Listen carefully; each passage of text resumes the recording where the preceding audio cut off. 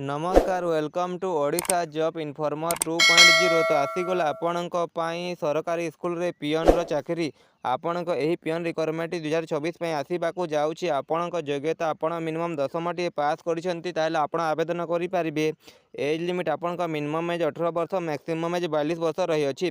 आपण जे कोनोसी जिल्ला रो होतले आपण आवेदन करि परिबे। जदि आपण आवेदन करबाको चाहुचंती ताहले आपणक मो एही वीडियो रे एही रिक्वायरमेंट रो एज लिमिट कोन रहइबो, लास्ट डेट केबे अछि, हाउ टू अप्लाई, केमिति आवेदन करि परिबे, सिलेक्शन प्रोसेस कौन रहिबो, संपूर्ण डिटेल जणैदेवी। तो आपण एही वीडियो को शेष पर्यंत देखंतु।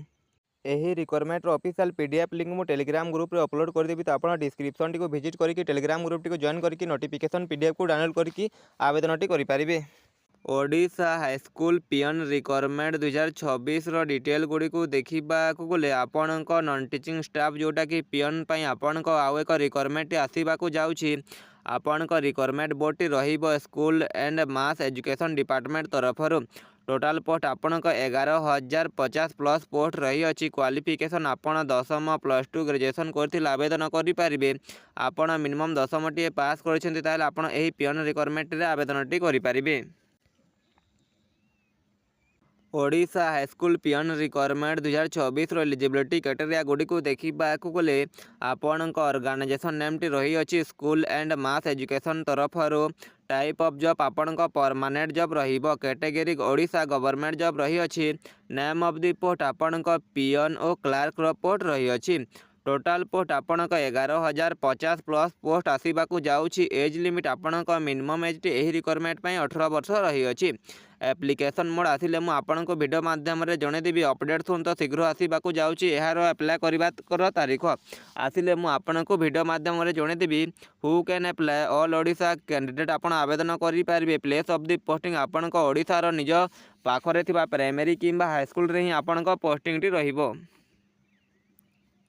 लास्ट डेट एवं पर्यंत आसी ना नोटिफिकेशन। तो लास्ट डेट आसिले मु आपनको वीडियो माध्यम रे जणे देबी। और आपनको एही रिक्वायरमेंट रो ऑफिशियल पीडीएफ देखिबा को गले जोटा कि vacancy position of non teaching and teaching post in different high school. तो आपनको हाई स्कूल अनुसार आपनको पोस्ट अनुसार टीचिंग और नॉन टीचिंग स्टाफ अनुसार आपनको पोस्ट गुडी को रही अछि। तो आपनको पियन पोस्ट रे आपनको 11,050 प्लस पोस्ट रही आसी। तो आपण शीघ्र आवेदन टी करि परिबे जदि अप्लाई डेट टी आसी जाउछि।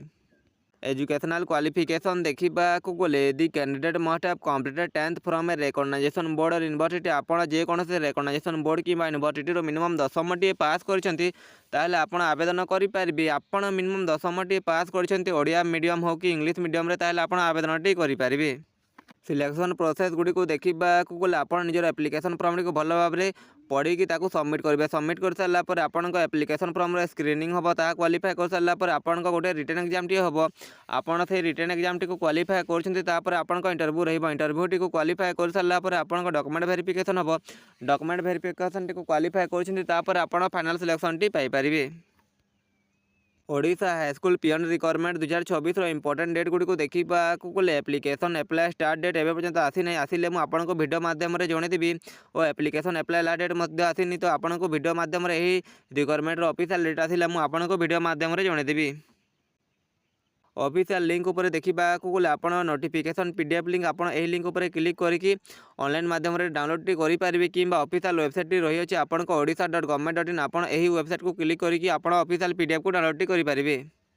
आपण को एही वीडियो रे किछि इन्फॉर्मेशन मिली तो ताले आपण एही वीडियो को लाइक करके हमर चैनल को सब्सक्राइब करि देबे एमिति जॉब रिलेटेड वीडियो देखिबा पई।